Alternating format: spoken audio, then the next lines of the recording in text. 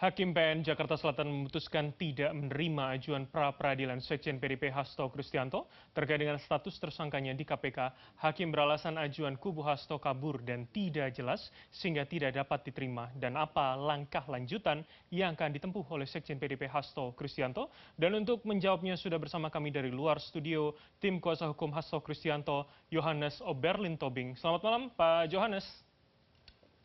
Selamat malam, Mas. Ya, Baik.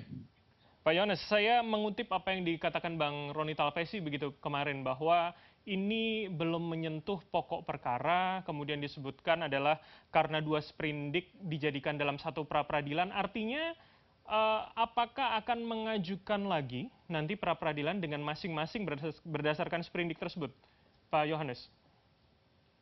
ya, jadi begini, Mas.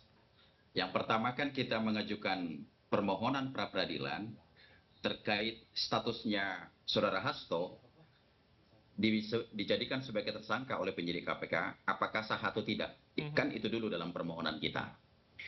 Maka keputusan Majelis Hakim Tunggal kemarin menyatakan satu, bahwa eksepsi kita diterima, begitu ya. Yang kedua, bahwa permohonan pra peradilan kita itu mereka tolak dengan alasan karena itu katanya kabur, tidak jelaskan gitu ya.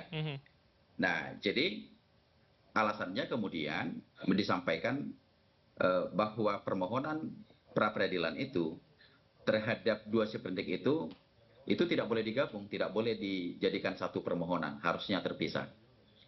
Nah, kami menjadi bingung juga, ya kan? Alasan tidak mendasar. Saya kira alasan ini yang cukup dangkal karena kita mengingat kepada ajas peradilan itu adalah itu harus dengan dalil yang cepat, murah dan terpercaya kan gitu.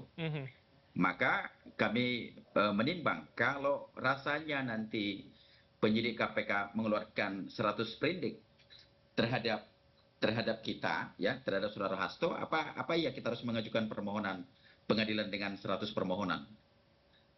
Nah, jadi ini sungguh tidak beralasan sebenarnya. Maka itu kekacauan kami.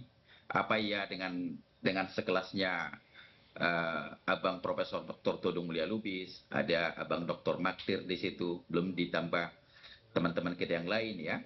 Apakah ya kita mengajukan permohonan yang katanya dianggap kabur Oke. dengan alasan tidak jelas, Oke, Pak Yohanes. gitu Jadi loh. kalau Anda mengatakan masih mempertimbangkan, artinya langkah lanjutannya sudah akan diputuskan atau belum? Karena ini kan akhirnya kejaran dengan waktu begitu. Kalau kemudian sudah dilimpahkan ke pengadilan, artinya ya sudah tidak bisa diajukan pra peradilan nantinya.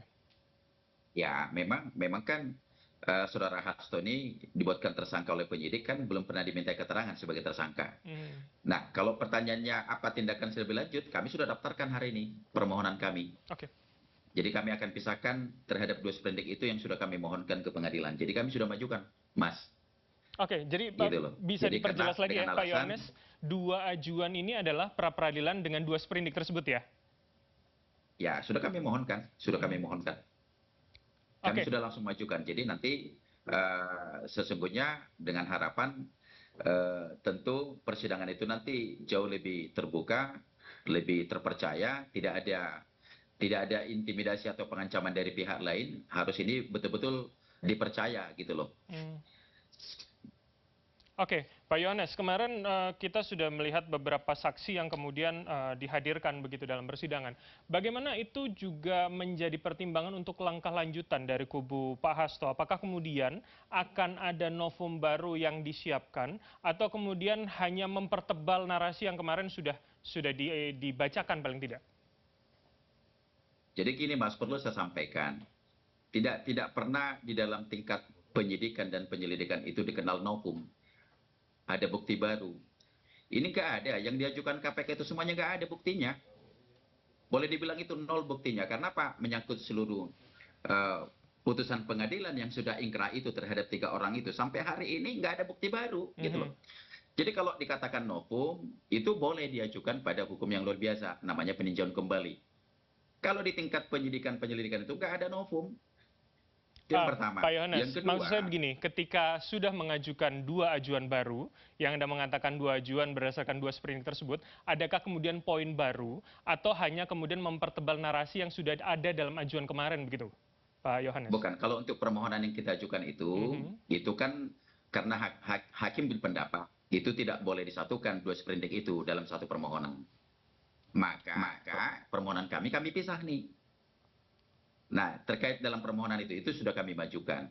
Nah, tadi yang saya jelaskan itu mengenai bukti-bukti itu kan sudah materi pokok perkara. Kan ini kan soal apakah status saudara Hasto ini sah atau tidak, itu mau kita uji. Ini bicara syarat formil gitu loh, Mas.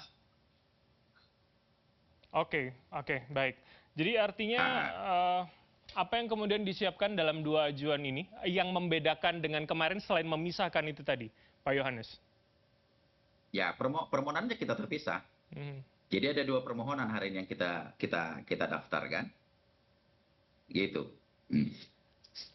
Oke, baik. Jadi dengan adanya dua ini, bagaimana juga tim bisa mempersiapkan untuk bisa mengawal, untuk kemudian yaitu kembali lagi soal bekerjaan dengan waktu, tidak kemudian kasusnya juga nanti akan cepat berlanjut di KPK, seperti apa kemudian Pak Yohanes? Ya, sesungguhnya kan materi ini kan sudah kita siapkan jauh-jauh hari. Artinya, toh secara syarat formil hanya untuk mendaftarkan dua ini terpisah, ini kami sungguh bahannya kami sudah siap dari awal. Artinya tidak ada yang perlu harus mau dipersiapkan secara matang. Hanya yang menjadi poin kita penting agar segala syarat-syarat formil itu jangan lagi dianggap ada suatu hal yang kurang. Ada dianggap misalnya menjadi kabur. Jadi kami betul-betul persiapan untuk itu. Baik.